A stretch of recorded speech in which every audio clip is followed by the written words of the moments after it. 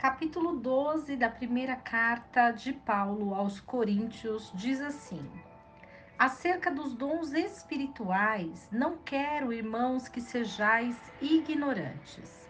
Vós bem sabeis que éreis gentios, levados aos ídolos mudos, conforme éreis guiados.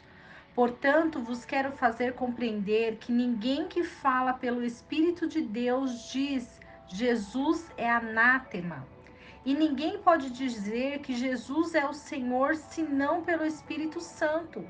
Ora, há diversidade de dons, mas o Espírito é mesmo.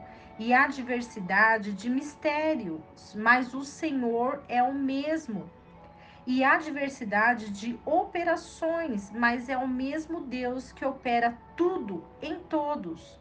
Mas a manifestação do Espírito é dada a cada um para o que for útil, porque a um pelo Espírito é dada a palavra da sabedoria, a outro a palavra da ciência, também pelo mesmo Espírito, e a outro a fé, pelo mesmo Espírito, e a outro os dons de curar, pelo mesmo Espírito, e a outro a operação de maravilhas, e a outro a profecia, e a outro o dom de discernir os espíritos, e a outro a variedade de línguas, e a outro a interpretação das línguas.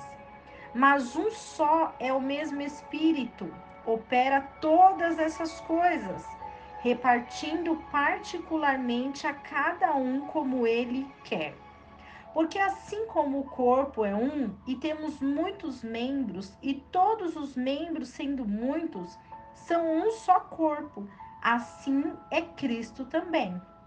Pois todos nós fomos batizados em um mesmo Espírito, formando um corpo, quer judeus, quer gregos, quer servos, quer livres. E todos temos bebido de um mesmo Espírito, porque também o corpo não é um só membro, mas muitos. Se o pé disser, por que não sou mão? Não sou do corpo. Não será por isso do corpo? E se a orelha disser, por que não sou olho? Não sou do corpo? Não será por isso do corpo? Se todo o corpo fosse olho, onde estaria o ouvido? Se todo fosse ouvido, onde estaria o olfato? Mas agora Deus colocou os membros no corpo, cada um deles como quis. E se todos fossem um só membro, onde estaria o corpo? Assim, pois, há muitos membros, mas um corpo. E o olho não pode dizer à mão: não tenho necessidade de ti, nem ainda a cabeça aos pés: não tenho necessidade de vós. Antes, os membros do corpo, que parecem ser os mais fracos, são necessários. E os que reputamos serem menos honrosos no corpo, a esses honramos muito mais. E aos que nós são menos decorosos, damos muito mais honra.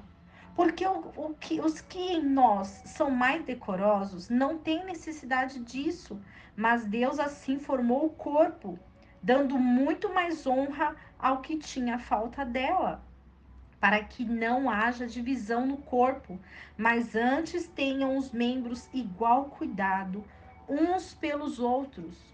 De maneira que se um membro padece, todos os membros padecem com ele. E se um membro é honrado, todos os membros se regozijem com ele. Ora, vós sois o corpo de Cristo e seus membros em particular. E a uns pôs Deus na igreja, primeiramente apóstolos, em segundo lugar profetas, em terceiro doutores, depois milagres, depois dons de curar, governos, variedade de línguas. Porventura, são todos apóstolos? São todos profetas? São todos doutores? São todos operadores de milagres? Têm todos dom de curar? Falam todos diversas línguas? Interpretam todos?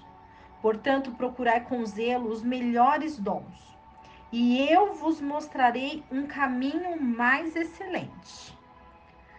O capítulo 12 dessa carta de Paulo aos Coríntios vai falar sobre dons. E o que são os dons espirituais? Os dons espirituais são presentes espirituais para as nossas vidas. Porque quando nós fazemos parte de um corpo, o Senhor, ele olha diferente de nós. Porque o Senhor olha de cima. Então, quando ele vê a igreja, ele olha cada um que está ali naquele corpo, porque foi Deus que direcionou você naquele corpo. E quando as pessoas te machucam, e quando as pessoas te humilham e desprezam você, elas não reconhecem que você faz parte do corpo. E quando nós fazemos parte desse corpo, nós somos peça importante. E por mais que sejamos o pé, sejamos o olho, sejamos o dedo, sejamos o que for, qual membro que Deus determinou, nós somos importantes para que o reino de Deus cresça. Porque nós devemos nos alegrar com aqueles que se alegram. E devemos também chorar com aqueles que estão dispersos, aqueles que estão doentes, aqueles que estão caídos. E o corpo, ele serve para isso, para um edificar o outro, porque imagina o seu corpo. Se arrancarem o seu dedo, ou se arrancarem algum membro seu, um olho, um ouvido, o que será do seu corpo? Não será um corpo inteiro. E a nossa função como igreja é levantar esse corpo para a honra e glória de Deus. E quando esse corpo une-se, é para santificar o nome de Deus.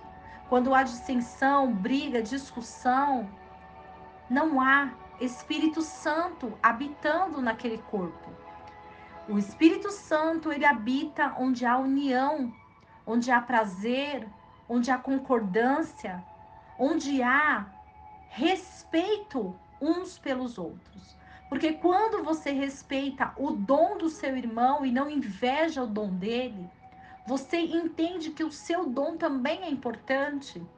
Seja um dom de curar, seja um dom de profetizar, seja um dom de orar, seja um dom de ministrar a palavra, seja um dom da ciência.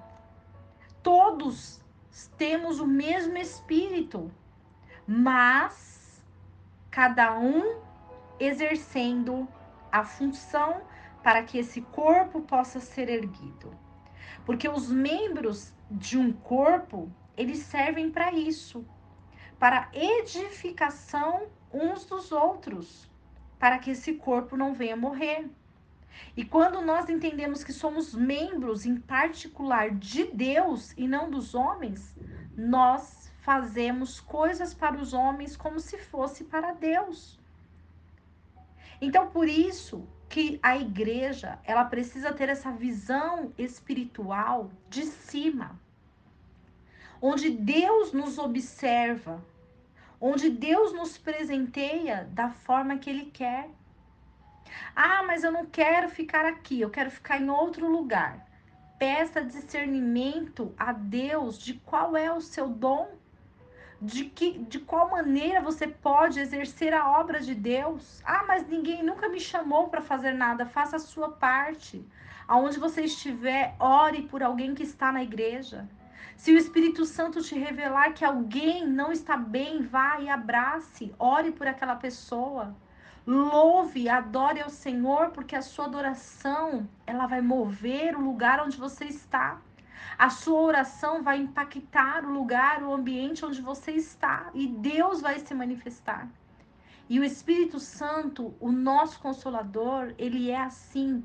Ele discerne muitas coisas, porque infelizmente, quando o corpo está unido, existem muitos religiosos que não entendem a visão espiritual. E quando se não há essa visão espiritual, muitos membros são dispersados. Muitas ovelhas ficam perdidas porque não há uma reunião, um discernimento para cada um exercer aquilo que Deus chamou para fazer. E se nós julgarmos o outro, nós seremos julgados. E se nós não julgarmos a nós mesmos com as nossas falhas, porque nós estamos progredindo, nós estamos evoluindo, e cada dia que passa nós vamos melhorando, nós vamos acertando, nós vamos nos confessando, nós vamos nos arrependendo, porque o conhecimento, ele nos liberta. E é isso que Paulo vem relatar nessa carta, que nós precisamos ter conhecimento de quem nós somos no corpo de Cristo. Qual é o nosso lugar, qual é o nosso papel e qual é a nossa missão de vida. Que Deus possa guiar as nossas vidas para essa missão, para que o Senhor seja glorificado através de nós e que a luz da palavra venha chegar aos corações, aqueles que estão aflitos, aqueles que estão perdidos, aqueles que estão sem direção.